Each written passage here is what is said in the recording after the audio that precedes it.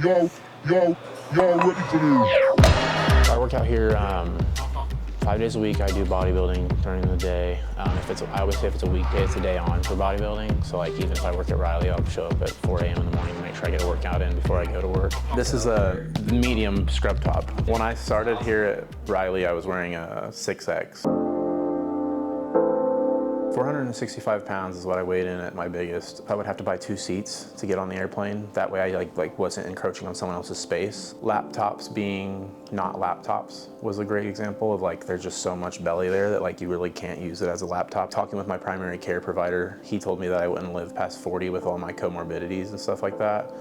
Definitely kicked it into gear after that. I had the Roux-en-Y in 2023. I also had the skin removal surgery, lost 8.5 pounds through that. We've got a photo of him when he first came in. I think he was 460. I asked him the other day too if he wanted me to change out the photo, and he was like, nope, I never want that gone, I always want that there. He has lost, if memory serves, I think 260 pounds, which is, you know, just crazy. He's basically transformed his entire life. He's added decades back to his life. There's a trainer here, his name's Dave. He comes in the morning and he does some training with some people, and he's just saw me like shed the weight, and he approached me asking about if I've ever thought about bodybuilding, and I was like, kind of maybe in the back of my mind. I guess like noticing muscle definition, I always wondered the potential to get on stage and show off like my gym work.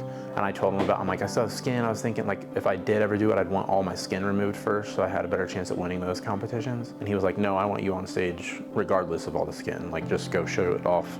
And then I ended up finding out about like the transformational competition that I'm gonna be in. Instead of being just full-blown physique, there's 40% of it is your before and after pictures, 40% is your story, and then 20% is the physique. With everyone, they've obviously been super supportive, from my mom, girlfriend, all the colleagues here. Shelby's been shift coordinator since I started here. She was in the room whenever I was hired on. Kevin, you know, he's motivated a lot of us here to start eating better or working out again. You know, we've saw his determination and his ability to stick to something for so long. Even with being in school, working, kind of juggling all that, he's been able to motivate a lot of us and inspire a lot of us. So I think I told him my midlife crisis might be running the mini, and he said he was running it, that we should run it together. So we're gonna do that next year. I have competition October, November, I'll have surgery December, and then immediately go into prep for the Mini 500 next year. If I would've looked back 2 years ago and been like, you're gonna weigh what I weighed this morning, like right around 205, 210, like I would have been dumbfounded that that was even a possibility. I want to make sure that it's in anybody's mind that I can get it in, that like change is possible.